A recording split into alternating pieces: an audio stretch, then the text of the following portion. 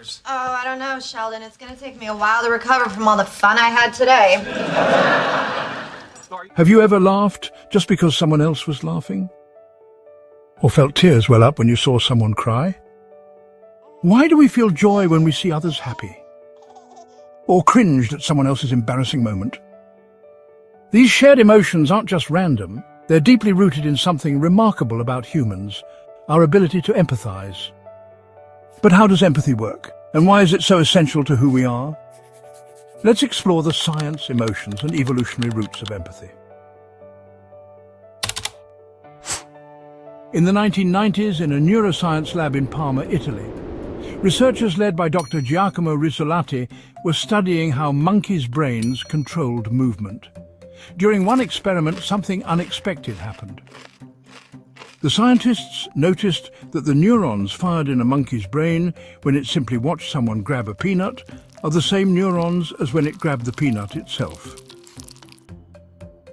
This discovery revealed something groundbreaking. The brain doesn't just observe, it empathizes.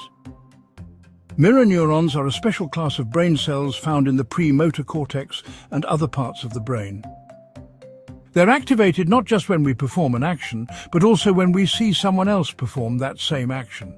This mirroring effect is why we can't feel what others are experiencing. It's as if our brain is simulating their emotions and actions, creating a shared experience. From infancy, our brains are hardwired to connect with others. Mirror neurons allow babies to mimic smiles and later in life help us pick up on subtle emotional cues in others. These neurons also explain why we physically react to others' experiences, like flinching when we see someone else get hurt. It's our brain's way of creating an internal map of what they're going through. But mirror neurons don't act alone. They work alongside emotional processing regions in the brain to translate these signals into feelings of empathy and compassion. In essence, mirror neurons are a key part of what makes us human. They're the neural foundation of our ability to understand, connect, and empathize with others. But why did this remarkable trait evolve in humans? And are we the only species with this capacity, or do other animals share it too? To understand why empathy evolved, we need to go back in time to when survival depended on cooperation. Early humans thrived because they worked together, shared resources, and supported one another in times of need. Empathy allowed humans to build strong social bonds, ensuring the group's survival. By recognizing and responding to others' emotions, our ancestors were better equipped to navigate the complexities of social life. As societies grew larger and more interconnected, the need for empathy became even greater. It helped foster trust, resolve conflicts, and build cooperation among individuals who might not be closely related. But humans aren't the only species to exhibit empathy. Many animals show behaviors that suggest they too can feel and respond to the emotions of others. For example, chimpanzees console distressed group members, and elephants have been observed mourning the loss of their herd mates.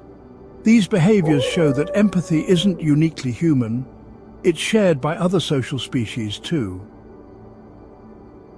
Empathy likely evolved in animals that live in complex social groups, where understanding and responding to the emotions of others is essential for survival and cooperation. In humans and other animals, empathy has been a driving force for connection and survival. It's a testament to the power of working together and supporting one another in a shared world. Empathy is often seen as something we are born with, an innate ability. But the truth is, empathy can be developed and strengthened no matter where you start. One of the simplest ways to nurture empathy is by stepping into someone else's shoes. Reading books, watching movies, and listening to stories can help you understand perspectives different from your own. Practicing active listening is another powerful tool. By giving your full attention and seeking to understand others without judgment, you build deeper emotional connections.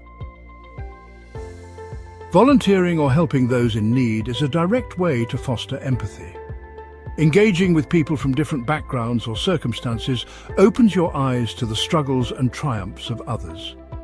Mindfulness and self-awareness can also enhance empathy.